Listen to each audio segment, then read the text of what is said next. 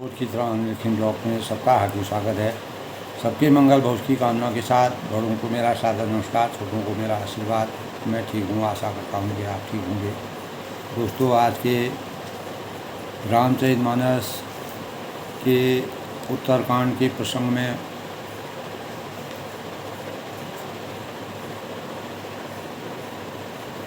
कृपानिधि भगवान रामचंद्र जी की भक्ति में समर्पित काकभूषण जी ने गरुड़ जी से संवाद के दौरान जब 100 वर्ष तक कौवे के रूप में अवतीत होकर के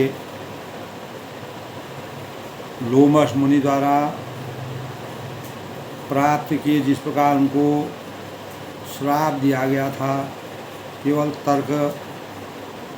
कुतर्क तर्क करने की वजह से, गुरु की आज्ञा का पालन न करने से।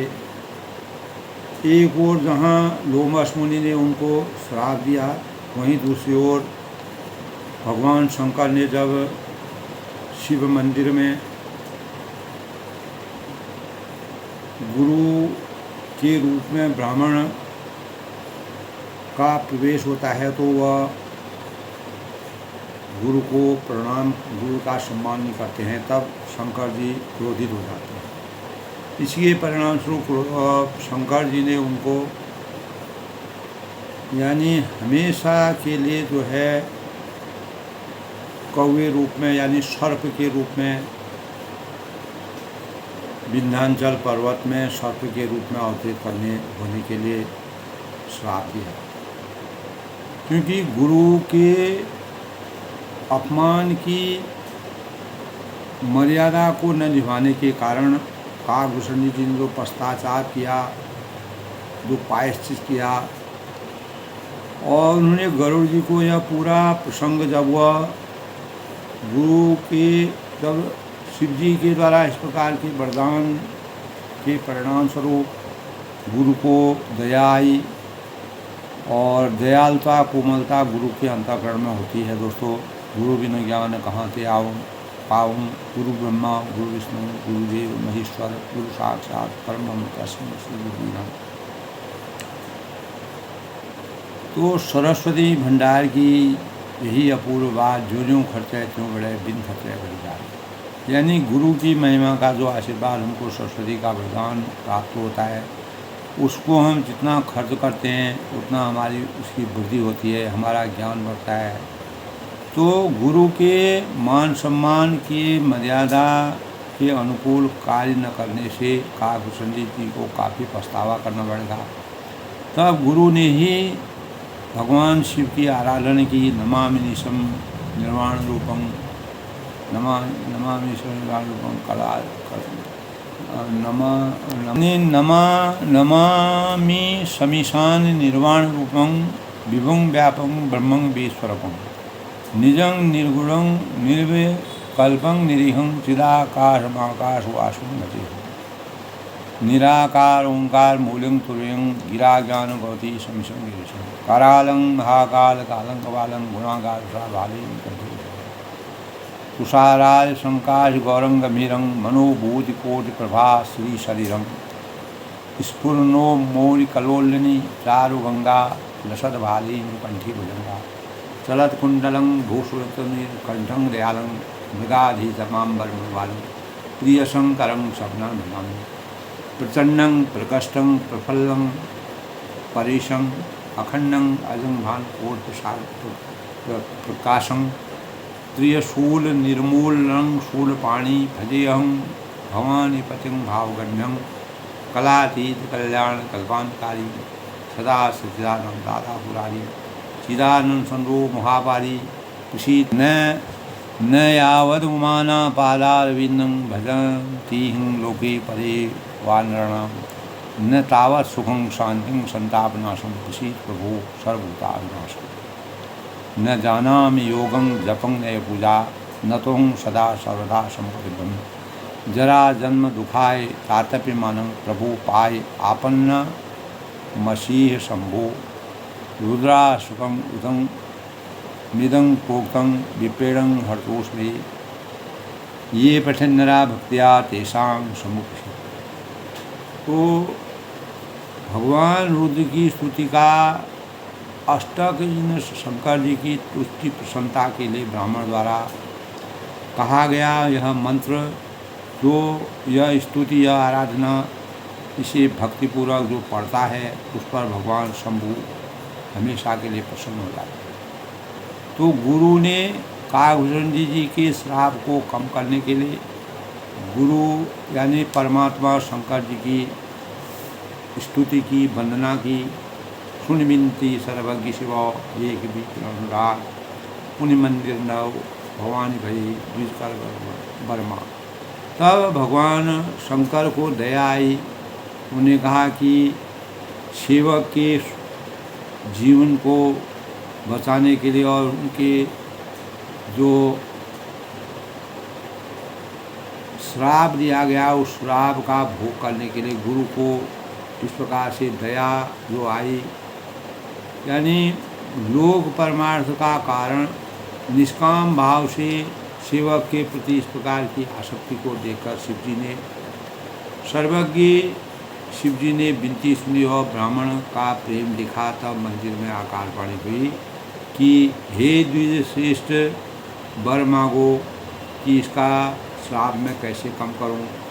ब्राह्मण ने कहा, हे प्रभु, यदि आप मुझ पर प्रसन्न हैं, दया करते हैं, अपना आशीर्वाद देते हैं, तो हे नाथ, यदि इस दीन पर आपका जो स्नेह है तो पहले अपने चरणों में भक्ति देकर फिर दूसरा बढ़े। यानी एक तो अपने चरणों में इनको अपना आश्रय दीजिए, भक्ति दीजिए, और इसी पर जो आपने श्राप दिया इस श्राप को परिवर्तन करें। परमात्मा द्वारा दिया गया श्राप कभी भी समाप्त नहीं होता है। भले कई जन्मों के बाद हम उसका प्रायश्चित करके हम उस श्राप का निर्वहन करके अपने जीवन को परिवर्तित कर सकते हैं। तो माया बस जीव जड़ो संतन फिर भगवान ते पर क्रोध न करी हो प्रभु कृपा सिंधु भगवान। तब गुरु ने भगवान ते पर यानी हे प्रभु, यह अज्ञानी जीव आपकी माया बस होकर निरंतर भूला फिरता है, इसको हे कृपालु धान समुद्र भगवान समुद्र के समान उस पर क्रोध नहीं कीजिए, दया कीजिए, आसक्ति रखिए। शंकर दीन दयाल वो यही पर हुई कृपाल, साप अनुग्रह हुई जही नाथ थोड़े का। तो उन्होंने कहा, हे दीनों पर दया करने वाले कल्याणकारी शंकर, जो पूरी सृष्टि के संहार करता भी हैं, अब इस पर कृपाल हुए, कृपा कीजिए, जिससे ना थोड़े ही समय में इसका श्राप जो है अनुग्रह श्राप से यह मुक्त हो जाए।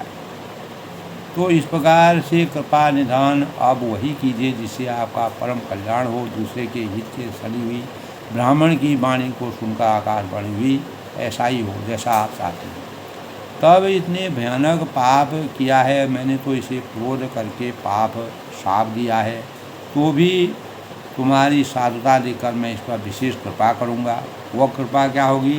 हे द्विज ब्राह्मण, जो क्षमाशील या परोपकारी इस संसार में होते हैं, मुझे वैसे ही प्रिय हैं, जो मर्यादा पुरुषोत्तम भगवान राम जी हमेशा अपने सेवकों के द्वारा गलती करने पर भी अगर उनके शरण में आ जाते हैं तो उनको सब माफ़ कर देते हैं, दया के कृपाल हो जाते हैं। जैसे खराल श्री रामचंद्र जी, हे द्विज, वैसा ही स्वभाव मेरा भी है। मैं श्राप व्यर्थ नहीं जाएगा, यानी मेरा श्राप तो व्यर्थ नहीं जाएगा। 1000 जन्म तक इससे अवश्य इसका भोग करना पड़ेगा, और परंतु जन्म और मरने से जो दूसरा दुख है इसके हमेशा के लिए समाप्त हो जाएगा। और दूसरा दुख जरा भी न किसी प्रकार का कष्ट इसको जन्म और मृत्यु में नहीं होगा, और दैहिक भौतिक तापों से यह मुक्त रहेगा। और जहाँ भी यह जाना चाहता है, जन्म में इसका ज्ञान नहीं मिटेगा। ज्ञान रूपी जो प्रकाश, अज्ञान रूपी अंधकार से ज्ञान रूपी प्रकाश का इसको अपार ज्ञान प्रभु रामचंद्र जी का है, उस पर इसका दया यह ज्ञान इसको बना रहेगा। और प्रथम तो मेरा जन्म श्री रघुनाथ जी की पुरी में हुआ, फिर तूने मेरी सेवा में मन लगाया, और पुरी के प्रभाव और मेरी कृपा से तेरे हृदय में राम भक्ति उत्पन्न। तो इस प्रकार हे भाई, अब मेरा सत्य वचन सुन, द्विजों की सेवा ही ब्राह्मण को प्रसन्न वाले अमृत है। ब्राह्मण को अगर बुद्ध लोग जो भगवान की भक्ति को जानते हैं और ब्राह्मण का अपमान करना संतों को अनंत श्री भगवान के समान जानना चाहिए। इंद्र के वज्र बड़े विशाल त्रिशूल काल के दंड से हर के विकाल चक्र के मारे भी जो नहीं मरता है वह भी विप्र दो रूपी अग्नि से भस्म हो जाता है। तो ऐसा विवेक मन में रखना, फिर तुम्हारे लिए जगत में कुछ भी दुर्लभ नहीं होगा।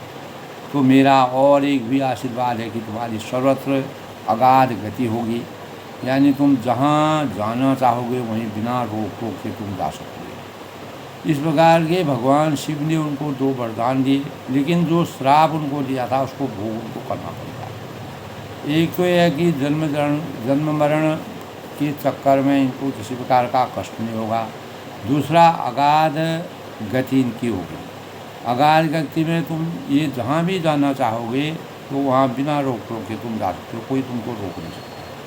तो आकाशवाणी के द्वारा शिव जी के वचन सुनकर गुरु जी हर्षित होकर तथास्तु, उन्होंने कहा ऐसा ही हो एवं मस्तु, यह कहकर मुझे बहुत समझाकर शिव जी के चरणों को हृदय में रखकर अपने घर शिव जी अपने घर पर चले गए। तो गुरु ने जब कालभूषण जी को इस प्रकार का ज्ञान दिया तो काल की प्रेरणा में विंध्याचल में जाकर वह सर्प हुआ, सर्प का रूप धारण किया कालभूषण जी। यही बात वो गरुड़ जी को बताते हैं। फिर कुछ काल बीतने पर बिना ही परिश्रम कष्ट के मैंने यह शरीर त्याग दिया, सर्प का शरीर त्याग दिया। और हे हरिवाहन कहते हैं, हे गरुड़ जी, गरुड़ यानी पक्षियों के राजा, मैं जो भी शरीर धारण करता हूँ उसे बिना ही परिश्रम वैसे ही सुखपूर्वक त्याग देता हूँ जैसे मनुष्य पुराना वस्त्र त्याग करके नया वस्त्र को धारण करता है। तो शिव जी के वेद की मर्यादा की रक्षा की और मैंने क्लेश भी नहीं पाया। और इस प्रकार हे पक्षीराज, मैंने बहुत से शरीर धारण किए पर मेरा ज्ञान कभी नहीं समाप्त हुआ, क्योंकि परमात्मा के द्वारा मुझे हमेशा ज्ञान की पराकाष्ठा को बनाने के भावों का संचार मेरे अंतःकरण में था। तो त्रियग योनि यानी पशु पक्षी देवता या मनुष्य का जो भी शरीर धारण करता है, इसको त्रियग योनि कहते हैं। वहाँ उस शरीर में मैंने श्री राम जी का भजन जारी रखा, हमेशा परमात्मा के सानिध्य में रखा। इस प्रकार मैं सुखी हो गया, परंतु एक स्थूल मुझे बना रहा। वह क्या? गुरु जी का कोमल सुशील स्वभाव मुझे कभी नहीं भूलना चाहिए। सब कुछ प्राप्ति के बाद भी गुरु का जो कोमल वाणी है, सदाचार है, सुशीलता है, उस स्वभाव का मैं हमेशा ऋणी हूँ। अर्थात मैंने ऐसे कोमल स्वरूप दयालु गुरु का अपमान किया, वह दुख मुझे सदा बना। तो मैंने अंतिम शरीर ब्राह्मण का पाया है, और जिसे प्राण और वेद देवताओं को भी ब्राह्मण का रूप दुर्लभ होता है, मनुष्य अवतार ही दुर्लभ है। तो मैं वहाँ ब्राह्मण शरीर में बालकों में मिलकर खेलता हूँ। श्री रघुनाथ जी के सब लीलाओं का दृश्य देखता हूँ। तो सयाना होने पर पिताजी मुझे पढ़ाने लगे कि मैं समझता, सुनता, विचारता, पर मुझे पढ़ना अच्छा नहीं लगता। मेरे मन में सारी वासनाएं भाग गईं, केवल श्री राम के चरणों में मतलब इतनी प्रीति जग गई कि गरुड़ जी कहिए ऐसा कौन सा भागा होगा जो कामधेनु को छोड़कर गधी की सेवा करे, यानी मर्यादा वसूल भगवान राम की शरण छोड़कर के जो किसी दूसरे की शरण में जाएगा। तो प्रेम में मग्न रहने के कारण मुझे कुछ भी नहीं सुहाता है, और पिताजी मेरे को पढ़ाते पढ़ाते हार गए। वह माता पिता कालवश हो गए, मर गए। तब मैं भक्तों की रक्षा करने के लिए, श्री राम जी के भजन करने के लिए वन में चला गया, और वन में जहाँ जहाँ मुनीश्वरों के आश्रम थे वहाँ पर जा करके मैंने सिर मारा। और गरुड़ जी से वह कहते हैं कि मैं श्री राम जी के गुणों की कथाएँ पूछता था, कहता था, हंसी रोकर सुनता था, और मन लगा करके अपना ध्यान केंद्रित करता था। सदा सर्वदा श्री हरि के गुणगान गाता था। शिव जी की कृपा से मेरी सर्वत्र अबाधित गति थी, यानी मैं जहाँ भी जाना चाहता और मैं सहस्त्र वहाँ चला जाता था, क्योंकि कोई रोक टोक मुझे नहीं थी कोई। और मेरी तीनों प्रकार की जो है पुत्र की, धन की और मान की गहरी जो प्रबल वासनाएं होती हैं वो मेरी हमेशा के लिए समाप्त हो गई और हृदय में एक ही लालसा अत्यंत बढ़ गई कि श्री राम जी के चरण कमलों में के दर्शन मेरे को होते रहें और मैं अपना जन्म सफल समझूं। तो इस प्रकार दोस्तों जिससे मैं पूछता वह मुनि ऐसा कहते हैं कि ईश्वर सर्वभूतमय है, यानी वह निर्गुण मत मुझे सुहाता नहीं। भगवान को जितने भी भक्त हैं दोस्तों सगुण और निर्गुण रूप में मानते हैं। कोई साकार रूप में भगवान के दिव्य दर्शन देखना चाहता है, कोई निराकार निर्गुण अजन्मा और जिनका कोई आकार नहीं है, जिनका कोई स्वरूप नहीं है, कोई रंग नहीं है, रूप नहीं है, और उस साकार रूप में, इसलिए काकभूषण जी साकार रूप में भगवान के साक्षात दर्शन आराध्य के रूप में करना चाहते हैं। और गुरु जी के वचनों का स्मरण करके मेरा मन श्री राम के चरणों में पूर्ण रूप से निमग्न हो गया। मैं क्षण क्षण हर क्षण नया नया प्रेम प्राप्त करता हुआ श्री रघुनाथ जी के यश का गुणगान गाता रहता। समीरु पर्वत की शिखर पर बड़ की छाया में लोमस मुनि बैठे थे, जिन्होंने मेरे को सबसे पहले श्राप दिया।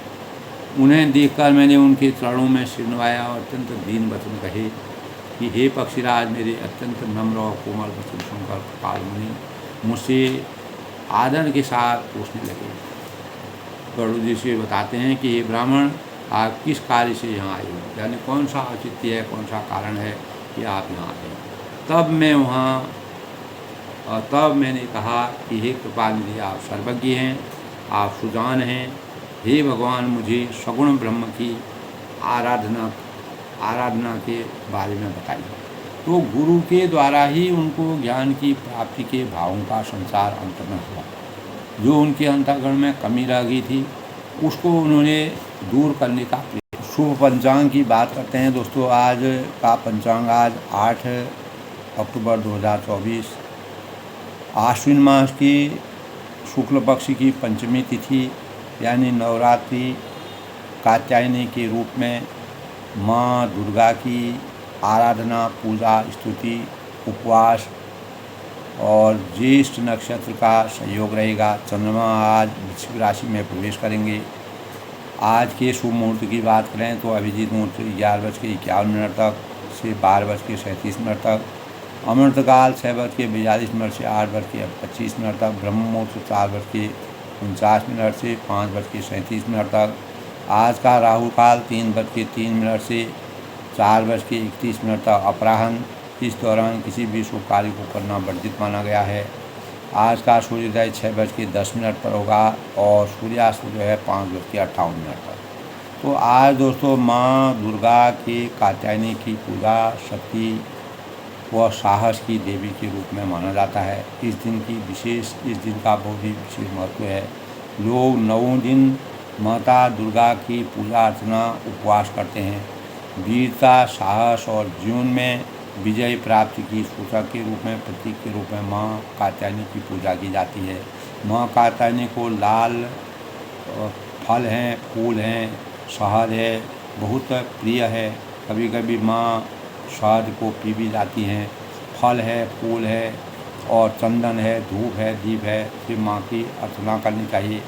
माँ देवी कात्यायनी, ओम या देवी कात्यायनी नमः मंत्र का जाप करना चाहिए। या देवी सर्वदेशु कात्यायनी रूपे संस्थिता नमस्तसे नमस्तसे नमस्तसे नमः। माँ कात्यायनी हिंदू यानी देवी दुर्गा और 9 रूपों में इनका अवतार माना गया है। और कात्यायनी के 4 दंश या 18 हाथों के साथ साथ उनको दर्शाया जाता है। और इस दिन लाल रंग के कपड़े पहनने चाहिए। माँ को लाल रंग के कपड़े, कात्यायनी की पूजा से ग्रहों की स्थिति मजबूत होती है। ओम नमो देवी कात्यायनी नमः और नमः नमस्तस्यै का पाठ और दुर्गा सप्तशती का पाठ करना चाहिए। या देवी सर्वदेषु कात्यायनी नमः। नमस्तस्यै नमस्तस्यै नमस्तस्यै नमः। कात्यायनी महामाये महायोगिनीश्वरी लाल रंग पसंद यानी 7वां रूप कात्यायनी का माना जाता है। निर्भीकता साहस देवी का स्वरूप माना जाता है। और हमारे पौराणिक मान्यताओं के अनुसार दोस्तों के मुताबिक ऋषि पुत्री होने के कारण नाम इनका कात्यायनी की पूजा करने का दिन है। मंगल भवन अमंगलहारी उमा सही जय बदबरारी। एक और जहाँ आज दुर्गा माता के कात्यायनी के स्वरूप की पूजा हुई, वहीं हनुमान जो बजरंग बली कहलाते हैं उनकी पूजा होगी। मंगल देव को की प्रकृति उग्र मानी जाती है। यह दिन हनुमान जी का मंगल देव को समर्पित माना गया है।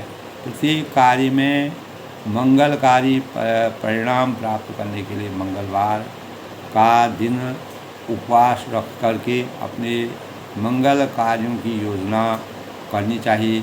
और हनुमान जी शक्ति के प्रतीक हैं। हनुमान जी को खुश करने के लिए हनुमान जी की उपासना करना, हनुमान चालीसा का पाठ करना। और राम न मिले हनुमान के बिना, हनुमान न मिले राम के बिना। तो रामचंद्र की जो कम से कम दोस्तों यानी सुंदरकांड का पाठ करना और हनुमान चालीसा का पाठ करना चाहिए, जिससे हमारे जीवन में अनेक प्रकार की सुखता के भावों का संचार होता है। मंगल भवन अमंगलहारी उमा सही जगतपुरारी दीन दयाल विष्णुवारी हरुनाथ अष्ट सिद्धि नौ उनके दाता असबर का राम रसायन मेरे पासा सदा रहू रखकर की रासा। तुम्हें भजन राम को भावे जल जन की गुजारे। अंतकाल रघुवर बुझाई जहाँ जन्म लगाई। और देवता चितैंदयी हनुवशी ससुकई संकट कटे मिटे सपी राजू सुने हरबल। जय जय जय हनुमान गोसाई कृपा करो विजय बनाई। यह सतबार पाखड़ जोई छूटे बनी मास हो। जो या बड़े हनुमान चालीसा हो सिद्धि साई सा। तुलसीदास राह जुरा की जय माँ हृदय। पवन तनय शंकर शरण मंगल मूर्ति रूप। राम लक्ष्मण सीता सहित हृदय वसन। तो मंगल के दिन जन्मे साधक जो है अत्यधिक वफादार होते हैं, भरोसेमंद होते हैं। ज्येष्ठ मास के मंगलवार के दिन भगवान श्री राम जी और हनुमान जी का मिलन हुआ, इसीलिए ज्येष्ठ मास में हनुमान जी की विशेष पूजा अर्चना करने का विधान है। और मंगलवार को मंगल इसलिए कहा जाता है, मंगल का मतलब होता है शुभ, और अनेक प्रकार के कष्टों से मुक्ति मिलती है, निवारण होता है। मंगल ग्रह प्रबल करने के लिए मंगलवार का व्रत करना चाहिए। हमारे शास्त्रों में हनुमान चालीसा और सुंदरकांड का पाठ, रामचरितमानस का पाठ करना चाहिए। चमेली का तेल भगवान हनुमान जी पर चढ़ाना चाहिए। नमक खाने से परहेज करना चाहिए। पश्चिम दिशा शूल इस दिन होता है, उसको पश्चिम दिशा में यात्रा करना वर्जित माना गया है। तो तामसिक भोजन से परहेज करना चाहिए। मेष व वृश्चिक राशि के स्वामी मंगल कहलाते हैं। तो हनुमान जी की पूजा उपासना से मंगल दोष समाप्त होते हैं और अनेक प्रकार के कार्य हमारे विनोद आदि सुनहरे कामों बनती है। हनुमान का सब कार्यों में हमको सार्थकता प्राप्त होती है। हनुमान जी के पहली बार राम से ऋषिमुख पर्वत पर एक दूसरे को मिले थे और ब्राह्मण के रूप में हनुमान जी ने मुलाकात की थी रामचंद्र जी। निष्काम भक्ति, किसी प्रकार की इच्छा से रहित, आकांक्षा से रहित, अटूट विश्वास के कारण हनुमान प्रमुख देव और यह यानी सुपरमैन के रूप में हनुमान जी को माना जाता है। संकट मोचन है, पावरफुल को कहा जाता है, ईश्वर के प्रति समर्पित है। हनुमान ते परसा कर पुण्य की प्रणाम, राम काज के लिए बिना मोहि काम। तीसरा है कि अपने भक्तों को की सहायता करने में, और आज भी दोस्तों हनुमान जी का स्वरूप जो है विद्यमान माना जाता है। ऐसा हमारे शास्त्रों में भगवान रामचंद्र ने स्वयं को जो है यानी जल में समाधि लेकर के हनुमान जी को हमेशा यानी सशरीर रहने के लिए अमरत्व का वरदान दिया है। ऐसा हमारी शास्त्र कहते हैं, बीज कहते हैं। तो देह विशाल परम हरवाई, मंदिर दे मंदिर दरगाई, जरई नगर भा लोग बिहाला, झपट लपट गौ। तो मर्यादा पुरुषोत्तम भगवान राम की कृपा से पूंछहीन बानर रह जाई, तब सठ निज नाथ ही तह लाई, जिनके कहीं नहीं बहुत बड़ाई, देखो मैं तिनके बहुत आई। रावण ने जिस प्रकार उनसे कहा, उन्होंने अपना प्रताप दिखा दिया। वचन सुनर कभी मन मुस्काना, भई सहाय सारद में जाना। जादूधान सुनी रावण बचना, जब जादूधान ने रावण के वचनों को सुना तो लाग रचे मोड़ सोई रचना। रहा न नगर भस्म गति तेला, नगर में एक भी वस्त्र कुछ भी तेल नहीं रहा। पूरा हनुमान जी की पूंछ में उन्होंने लगाया। उसका क्या परिणाम हुआ? कौतुक कहे आए पुरवासी, मारही चरण करही बहुभाषी। बाद ही ढोल दे सब तारी, नगर फेर पुनि पूंछ पुजारी। पावक जरत देख हनुमंता, भयो परम लघु रूप तुरंता। तब हनुमान जी ने जब पूरा नगर को जलते हुए देखा, अपना स्वरूप छोटा सा बना और निबुग चढ़े कभी कनक अटारी। और सोने के बड़े बड़े महलों में चढ़ करके उन्होंने भई सभी निशाचर नारी, निशाचरों की नारियां जो हैं सब भयभीत हो गई। हरि फेरे ही अवसर करे मधु 49, अट्टहास करी गर्दा कभी बड़ला। तो देह विशाल परम हम आई, मंदिर दें मंदिर श्रद्धाई। ये हनुमान जी की रामचंद्र के प्रति जो उन्होंने कार्य किया था, सीता जी की खोज की और झपट लपट बहुकोटि कराला, तात महत भाव उन्हें पुकारा, यही अवसर को हमें उबारा, हम जो कहा यह कभी नहीं। तब राक्षस लोग कहते हैं कि हम जो कह रहे हैं ये कभी नहीं है। और सार्वज्ञा कर बल ऐसा, बानर रूप धरे मन कुल रूपा। भगवान के रूप में ये बानर का रूप धारण करके ये भगवान के रूप में यहाँ पर आया है। सार्वज्ञा कर बल ऐसा, जरई नगर अनाथ कर जैसा, जारा नगर निविश हुआ। और रावण देखता रह गया, अपने अहंकार में डूबा हुआ, लेकिन हनुमान जी ने पूरा सागर दिया। एक विभीषण कर घर नहीं, मर्यादा पुरुषोत्तम भगवान राम जी का परम भक्त विभीषण का घर केवल रह गया। जहाँ पर जाको सत्य स्नेहू, तापर ताको मिल कसम स्नेह। तो प्रभु प्रताप जहाँ पर अनुकूला, ताको प्रभु कसु अगम नहीं, जहाँ पर तुम अनुकूल, तब प्रताप बढ़वा नहीं जा सके। तो ताकर दूत अनल जही सिरजा, जरा न सो जही काल के।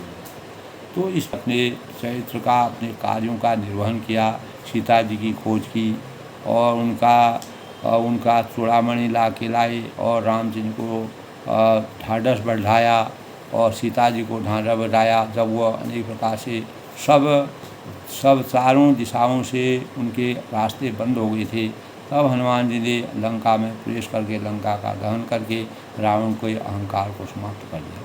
तो शक्ति की आराधना दोस्तों, यानी शक्ति की आराधना से सफलता और सिद्धि मिलती है। रामचरितमानस से हमको यही प्राप्त होता है कि शक्ति सृष्टि का बंधन नहीं करती, साक्षात रूपा भी है। प्रत्येक मनुष्य में देवी शक्ति छिपी हुई है। आज हम देवी माता की साधना करते हैं, वह सब कुछ कर रहे हैं। समस्त मानसिक और शारीरिक निर्बलताओं पर विजय पाने के लिए जीवन आनंदमय बन जाता है। तो कोई निर्बल व्यक्ति स्वतंत्र नहीं हो सकता है। तो दोस्तों, शक्ति स्वयं ईश्वर का स्वरूप है और वह शक्ति सर्वव्यापक है। शक्ति विज्ञान कला की भूमि है और श्रुतियों का और सतत्व है। इस संसार में दोस्तों यह ब्रह्मांड शिव शक्तिमय है और भक्ति की उपासना से उपासक को शक्ति मिलती है और अपनी संपूर्ण शक्तियों का ज्ञान न होने के कारण संसार में भार स्वरूप दिखाई देता है। ऐसा है नहीं। तो शक्ति के बिना दृढ़ विश्वास लिए लक्ष्य दूर नहीं जाता है। हमारे जो दृढ़ विश्वास के बिना समाप्त नहीं होती। शक्ति के बिना दृढ़ विश्वास लक्ष्य में अवतरित नहीं होता है। ईश्वर किसी को निर्बल या बलवान नहीं बनाता है। प्रयत्न, पुरुषार्थ, परिश्रम, तप से भीतर की शक्ति भंडार को खोलने की आवश्यकता है। अंदर एक ऐसी शक्ति विद्यमान रहती है जिसकी सहायता से हर कठिनाई पर विजय मिल जाती है। हनुमान जी ने मर्यादा पुरुषोत्तम भगवान राम जी की शक्ति को जो अपने अंतःकरण में व्याप्त किया, कोई भी इसे क्रिया शक्ति, क्रिया यानी इच्छा ज्ञान शक्ति तो कोई जन्मता नाम से जानता है। तो इस संसार में यह आनंदमयी चित्त शक्ति उपासी की ही शक्ति मानी जाती है। तो शक्ति रहित को आत्मा परमात्मा की प्राप्ति असंभव है। तो दोस्तों, विद्या के रूप में शक्ति का आदि रूप विभूषित है। शक्ति सर्वदेवमयी सर्वमंत्रमयी है और शक्ति भक्ति सिद्धि सुधा और विधा के रूप में स्थित होती है। अंतर्मन में स्थित शक्ति साधना लक्ष्य है। वास्तव में मात्र मंत्र पाठ से ही कुछ नहीं मिलता है। एक एक शब्द में निहित विराट विभूति का बिना साक्षात्कार की पूजा अर्चना का कोई अर्थ सिद्ध नहीं होता। तो दोस्तों, काल की शक्ति, काली महाशक्ति के आगे असुरों को मार गिराया जिस प्रकार, तो ये असुर आज भी चिरकाल तक वाहिनी के साथ ब्रह्मांड क्या हमारे पिंड और अर्थात शरीर की मनोवृत्ति में हिंसा है, भ्रष्टाचार है, छल है, प्रपंच है, आतंक के रूप में मनोविकारों को पैदा करते रहते हैं और अनेक प्रकार के उत्पाद मचाते हैं, जिनका विनाश तब तक असंभव है जब तक हमारे निर्मल मन में दुर्गा का आविर्भाव नहीं होता। इसलिए शक्ति की आराधना के रूप में माँ दुर्गा की आराधना रावण के वध के पहले मर्यादा पुरुषोत्तम भगवान राम जी ने भी अपने जीवन में शक्ति के भावों का संज्ञान किया। तो हनुमान जी की तो इस प्रकार जो है शक्ति के भावों से हमारे जो उस भक्ति को मैं काकभूषण जी कहते हैं कि मर्यादा पुरुषोत्तम भगवान राम की भक्ति को मैं साकार रूप में करना चाहता हूँ, सगुण रूप में करना चाहता हूँ। मैं निर्गुण रूप में भगवान को नहीं चाहता हूँ, परमात्मा के साकार रूप को उनके दिव्य स्वरूप को लेना चाहता हूँ। मैंने 5 साल तक भगवान की बाल लीलाओं का जिस प्रकार से कौवे के रूप में होते रोक करके अपार ज्ञान के भंडार से मैंने अपने ज्ञान को, गुरु के श्राप को भी मैंने प्राप्त किया, शंकर जी के श्राप को भी प्राप्त किया, लेकिन मैं फिर भी मेरी भक्ति कभी भी समाप्त नहीं। तो इस प्रकार दोस्तों, आज के प्रसंग में तब मुनीश रघुपति गुण गाथा कहे कछु सादर खगना था, ब्रह्म ज्ञान रत मुनि विज्ञानी मोहि परम अधिकारी जाने। यानी तब हे पक्षीराज मुनीश्वर ने श्री राम जी के गुणों की कुछ कथाएँ आदर सहित कहीं और फिर वे ब्रह्मज्ञान परायण विज्ञानवान मुनि मुझे परम अधिकारी जानकर लागे करण ब्रह्म उपदेशा अज अद्वैत अगुण हृदयसा अकल अनि अनाम अरूपा अनुभव गम्य अखंड अनुभव। ब्रह्म का उपदेश करने लगे कि यह अजन्मा है, अद्वैत है, निर्गुण है और हृदय का स्वामी अंतर्यामी है। तो उसे कोई बुद्धि के द्वारा माप नहीं सकता है। वह इच्छा रहित, नाम रहित, रूप रहित और अनुभव से जानने योग्य अखंड उपमान है। तो मन गौतीत अमल अविनाशी निर्विकार निर्वधि सुख राशि सो में तही ताहि ताहि नहीं भेदा बार बीज युगा में भेदा। तो वह मन और इंद्रियों से परे निर्मल, विनाश रहित और निर्विकार, सीमा रहित और सुख की राशि वेद ऐसा गाते हैं कि वही तू है तत्वमसी, यानी जल और जल की लहर की भांति उसमें और तुझमें कोई भेद नहीं, कोई अंतर नहीं। तो विविध भांति मोहि शून्य समझावा, निर्गुण मत मम हृदय न आवा। पुनि में कहूँ नाय पद शीशा, सगुण उपवास कहूँ। तो मुनि ने मुझे अनेकों प्रकार से समझाया। जो गुरु ने मेरे को, जो लोमेश ऋषि ने अंततो गत्वा अनेक प्रकार के श्रापों से मुक्ति होने के पश्चात जब मैं ब्राह्मण रूप में अवतरित हुआ तब उन्होंने मुझे समझाया कि निर्गुण मत मम हृदय न आवा। निर्गुण मत मेरे हृदय में कभी नहीं विचार आता है। मैं निर्गुण को नहीं मानता हूँ, मैं परमात्मा को साक्षात रूप में देखना चाहता हूँ। और पुनि में कहूँ नाय पद शीशा, मैंने फिर मुनि के चरणों में सिर नवाकर कहा, प्रार्थना की, वंदना की कि हे मुनीश्वर मुझे सगुण ब्रह्म की उपासना कहिए। सगुण ब्रह्म के बारे में जो सगुण ब्रह्म की जो विचारधारा है, जिसके अनुसार हमको चलना है, परमात्मा के साक्षात स्वरूप हमको प्राप्त हो, प्रभु रामचंद्र जी के मर्यादा के वास्तविक गुणों का संचार हमारे अंतःकरण में हो। और ऐसा राम भगति जल मम मन मीरा किम बिलगाए मुनीष बिना, यानी मेरा मन राम भक्ति रूपी जल में मछली हो रहा है।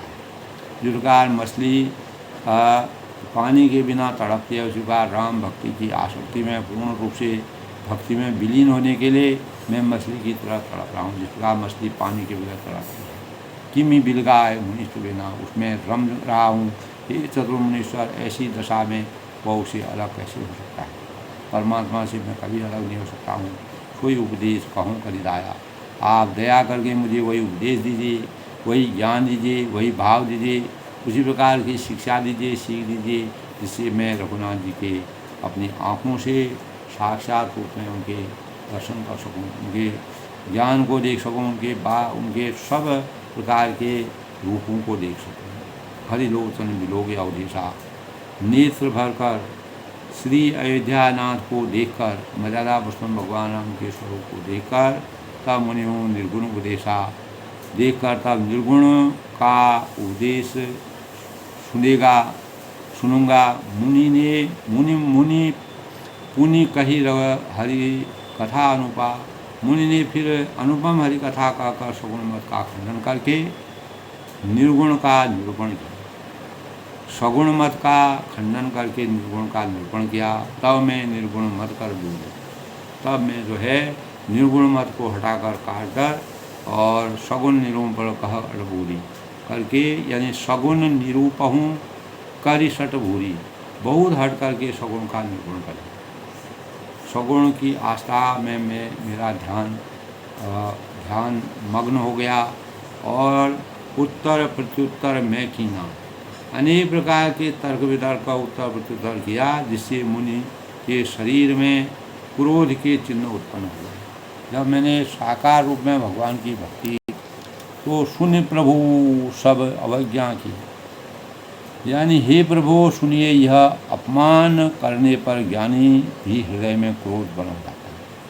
अपार ज्ञान की निधि होती हैं, लेकिन उनको छेड़ा जाता है, उनके मार्ग में विचरण किया जाता है, उनके बारे में किसी प्रकार का हट किया जाता है और तर्क को तर्क किया जाता है, तो जो दयालु भाव के भी होते हैं वो भी कभी कभी विचलित हो जाते हैं, क्योंकि भगवान की वास्तविक भक्ति का जो रस को प्राप्त होती है।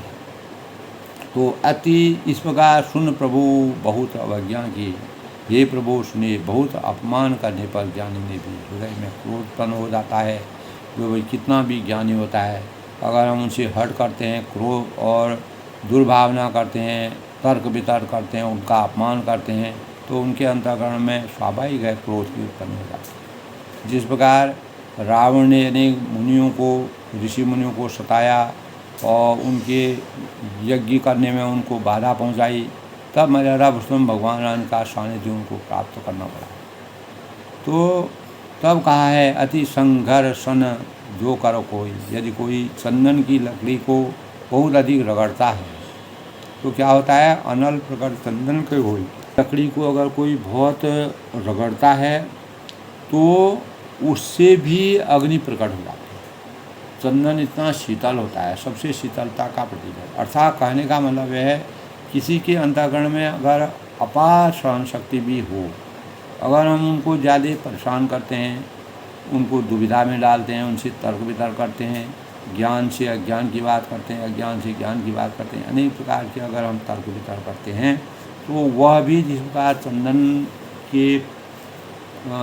चंदन की लकड़ी को हम घिसते हैं, वह भी घिसते घिसते इस प्रकार की हो जाती है, उससे भी अग्नि प्राप्त हो जाता है। इसी प्रकार जो कोमल हृदय के लोग होते हैं, जो सहनशील होते हैं, धैर्यवान होते हैं, वह भी जो है अगर कभी इस प्रकार की परिस्थितियाँ आ जाती हैं तो वह भी अपने अंतःकरण में उनका भी क्रोध डाल जाता है। तो तब मर्यादा पुरुषोत्तम भगवान राम जी को जब उन्होंने 3 दिन तक समुद्र से विनय मांगी, तब भी उनको होश नहीं आया। अंतोगता मर्यादा पुरुषोत्तम भगवान जी को क्रोध आ गया, विनय न मान जड़ जड़ हो गए 3 दिन को, बोले राम सकोप तब भय बिनु होत न पड़ी। तो भय दिखाना वांछनीय है। दोस्तों, जब भक्ति मार्ग में कोई हमारा तर्क वितर्क करता है और हम किसी अच्छे भाव से कहीं भी यात्रा कर रहे हैं, हमारे रास्ते में कोई अड़चन डालता है, तो हमारे अंतःकरण में क्रोध आना स्वाभाविक। जिस पर रामचंद्र जी को समुद्र से आया, समुद्र ने अंततो गत्वा क्षमा मांगी, बारंबार सकोप मुनि बार बार क्रोध सही ज्ञान का निर्वहन करने लगे। अपने ज्ञान की पराकाष्ठा के बारे में उन्हें पूरा कहा, करें निरूपण ज्ञान। तब अब मैं अपने मन बैठ तबो तब मैं बैठा बैठा अपने मन में अनेकों प्रकार के अनुमान करने लगा, अनेक प्रकार की बातें सोचने लगा। तो क्रोध की द्वैत बुद्धि बिनु, द्वैत की बिनु अज्ञान, माया बस परिच्छन्न जड़ो जीव की समा। तो बिना द्वैत बुद्धि के क्रोध कैसा, और बिना अज्ञान के क्या द्वैत बुद्धि हो सकती है। तो जब क्रोध की द्वैत गति बिना द्वैत बुद्धि के क्रोध कैसा, और अपना अज्ञान की क्या द्वैत बुद्धि हो सकती है। तो माया के बस रहने का, माया बस परिच्छन्न जड़ो, माया के बस रहने वाला परिच्छन्न जड़ जीव क्या ईश्वर के समान हो सकता है? नहीं हो सकता है। जो माया में पूर्ण रूप से विलीन है, आसक्त है, और भोग विलासों में जो आसक्त है, वह ईश्वर में विलीन तब तक नहीं हो सकता है जब तक वह उस पर परमात्मा की अपार कृपा नहीं बरसती है। वो परमात्मा की भक्ति बना दैहिक भौतिक तापों से वह तभी, जब तक भौतिक तापों के माया बंधन के, जन्म मरण के बंधन में पड़ा रहता है, माया के बल में पड़ा रहता है। बिना द्वैत बुद्धि के क्रोध कैसा, और बिना अज्ञान के क्या द्वैत बुद्धि हो सकती है। तो माया के वश में रहने वाला मनुष्य, कोई भी प्राणी हो, परिच्छन्न जड़ जीव क्या ईश्वर को प्राप्त कर सकता है? ईश्वर के समान हो सकता है? नहीं हो सकता है। तो प्रभु की भक्ति को प्राप्त करने के लिए और गुरु के सौजन्य को प्राप्त करने के लिए अपने जीवन, अपने चरित्र को, अपने आचरण को, अपनी धैर्यता को सुचारू रूप से, अपने नियमों को परिवर्तित करने की आवश्यकता है। तभी हम सही भक्ति मार्ग में अपने जीवन को सकारात्मक बना सकते हैं, सार्थक बना सकते हैं, और गुरु की प्रेरणा को प्राप्त करते हैं। तो द्वैत बुद्धि की क्रोध कैसा, जो द्वैत देवताओं के समान जिस पर अपार बुद्धि का संसार होता है, उनको क्रोध कभी नहीं। और बिना अज्ञानता के द्वैत बुद्धि हो तो माया के वश में, जो सांसारिक मोह माया के वश में हमेशा के लिए लगे हुए हैं और माया के वश से लिप्त हैं, तो जड़ है वह चेतन है, चाहे कोई भी हो, ईश्वर के समान वह पद भी नहीं पा सकता है। ईश्वर जो होते हैं वह सर्वशक्तिमान होते हैं, उन पर किसी प्रकार की कोई कमी नहीं होती है।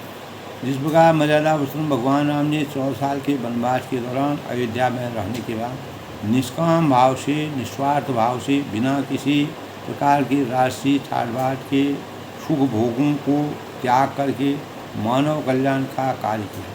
तभी वही व्यक्ति जो है इस संसार में इस प्रकार के मानवता में आकर के उन्होंने मानव जीवन को इस प्रकार का संदेश दिया, और अपने भावों से, यही भाव काकभूषण जी के अंतःकरण में गरुड़ जी से जब वो बताते हैं पूरा वृत्तांत, तो उन्होंने कहा कि वही गुरु, अगर गुरु की कृपा जो मेरे ऊपर हुई, तो अगर मैं उनसे तर्क वितर्क करता हूँ तो गुरु को क्रोध आ जाता है। क्योंकि कितना भी, जिस प्रकार मछली पानी के बगैर तड़पती है, उसी का प्रभु रामचंद्र की भक्ति के बगैर में भी तड़पता है। तो ज्ञान की पराकाष्ठा, परमात्मा की प्राप्ति, परमात्मा के प्रति आसक्ति, परमात्मा के प्रति श्रद्धा भाव, परमात्मा के प्रति प्रेम भाव, और सब कुछ इस सांसारिक माया मोह से परित्याग करके परमात्मा के ध्यान में निमग्न होना, यही आज के प्रेरणादायक विचारों में तुलसीदास जी ने काकभूषण जी के द्वारा गुरु और भगवान शिव के द्वारा किस प्रकार की यातनाएँ सह करके अपनी भक्ति से, गुरु के आशीर्वाद से जिस प्रकार से उन्होंने अपना, तभी उन्होंने कहा कि गुरु बिन ज्ञान कहाँ ते पाऊँ। गुरु जब तक सामर्थ्यवान आदमी तभी हो सकता है जब उनका गुरु का ज्ञान प्राप्त हो। तो मर्यादा पुरुषोत्तम भगवान राम जी को गुरुओं के सानिध्य में रहने से अनेक प्रकार की शस्त्र विद्या, अस्त्र विद्या, विद्या अनेक प्रकार की विद्या कलाओं का जो ज्ञान हुआ तो गुरुओं के सानिध्य से हुआ। तो परमात्मा को भी दोस्तों कभी कभी गुरुओं के सानिध्य में आने की आवश्यकता होती है, तभी मानवता को हम जगा सकते हैं, मानवता के भावों को सुंदर कर सकते हैं। राम राज बैठे त्रिलोका हर्षित भई गए सब शोका। राम राज्य की स्थापना तभी हो सकती है जब हम मन, वचन और कर्म से अपनी नैतिक मर्यादा और ज्ञान का सही संचार करें, ज्ञान की पराकाष्ठा को जानें, गुरु के वास्तविक सानिध्य को जानें, गुरु के आशीर्वाद को जानें। और दोस्तों आज के प्रसंग में अपनी वाणी को विराम देते हुए सबके मंगल भविष्य की कामना के साथ मर्यादा पुरुषोत्तम भगवान राम जी का आशीर्वाद सभी पर बना रहे, सभी सुखी रहें, खुश रहें। और आज देवी कात्यायनी के दिव्य रूप की वंदना करते हुए हम माँ का आशीर्वाद सभी पर बना रहे और मंगल कामनाओं के साथ अपनी वाणी को विराम देता हूँ। सब लोग खुश रहें, प्रसन्न रहें।